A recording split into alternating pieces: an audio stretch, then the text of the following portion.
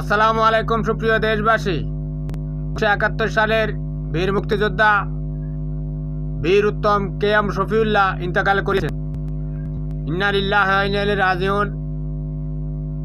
আল্লাহ ওনাকে জান্নাতবাসী করুন এবং তার শোক সত্য পরিবারের শোক সইবার তৌফিক দান করুক।